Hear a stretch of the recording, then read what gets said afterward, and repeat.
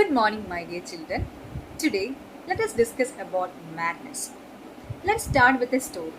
The story behind the discovery of magnets. Are you ready? Okay. Once upon a time, there lived a shepherd named Magnus, who lived in the ancient Greek. Every day, he used to take his herd of sheep to the mountain for grazing. One day, while climbing a big rock, his stick got stuck to that rock. He was very surprised. How is that possible? Actually, it was not that stick that stuck to the rock. It was a tiny piece of iron at the tip of the stick that got attracted by the rock. He was very surprised. That rock has the power of attracting iron. It was nothing but lodestone. The Greeks later named it as magnetite. Okay, magnetite is a natural magnet. The word magnetite came from the Greek word magnus. Magnus was the name of the shepherd who discovered the natural magnet magnetite. Are we using magnetite today? What do you think? No, we are not using magnetite. We are using some artificial magnets. While magnetite is a natural magnet, today we are using artificial magnets made using an alloy. That alloy is known as alnico. Alnico. Alnico is an alloy made using aluminium, nickel, cobalt and iron. And there are two other materials, neodymium and samarium. These two materials are also used to make artificial magnets. Okay, so there are different types of magnets. Based on their shape, we have different types of magnets. Some of them are a bar magnet, next ring magnet, disc magnet, cylindrical magnet, arc magnet, and a U-shaped magnet. Okay, what are they? A bar magnet, a cylindrical magnet, a U magnet, ring magnet, disc magnet, and arc magnet. So, all these magnets are different in their shape. This is a bar magnet. See its shape? This is a bar magnet. Like this, there's a U-shaped magnet, a cylindrical shaped magnet, etc. All these magnets are used in some electronic devices. Have you ever seen such magnets in an electronic devices? Every day we are using mobile phones, right?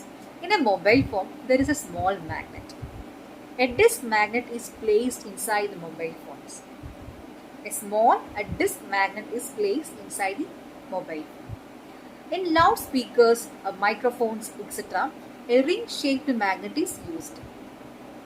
So, you all played with the toys. Inside toys, there are small mini motors. In mini motors, we can see arc magnets. Okay, based on their shape and size, different magnets are used in different electronic devices. Now, have you heard of compass? What is a compass? Not the compass inside your instrument box. It's a compass needle. Yes, it is used to find the direction. What direction? Yes, north-south direction. A compass needle will help us to find the north-south direction. How is that possible? Yes, inside the compass there is a small magnetic needle. This magnetic needle always comes to rest in north-south direction. This property is help in finding the direction. So, there is a property of magnets. It is called directive property. What is that? Directive property. When we freely suspend a bar magnet, it always comes to rest in north-south direction. Every bar magnet, when we freely suspend it, it always comes to rest in north-south direction. This magnetic needle is placed in a compass box so that we can find the direction while we are traveling inside a forest, in a ship, etc. Okay, this property is called directive property. So, clear? Now, magnetic materials and non-magnetic materials. What are magnetic materials? Tell me, what are magnetic materials? Very simple. Yes, the materials that are attracted by magnets are called the magnetic materials. What are they? You give me some examples for magnetic materials. Yes, safety pin, iron rods, paper clips, etc. Right? All these are made up of iron or steel. The materials that are attracted by magnets are called the magnetic materials. Now, non-magnetic materials. You tell, what are non-magnetic material? Materials that are not attracted by magnets are called non-magnetic materials. For examples, glass, paper, wood, rubber, all these are not attracted by magnets. So, you make two columns, one for magnetic material and another for non-magnetic material. Find more and more examples for these and note down your science diary. Okay. Now, what is this? This is a bar magnet. A bar magnet, you see two ends. Yes, the end portion of bar magnet is more powerful than the center portion.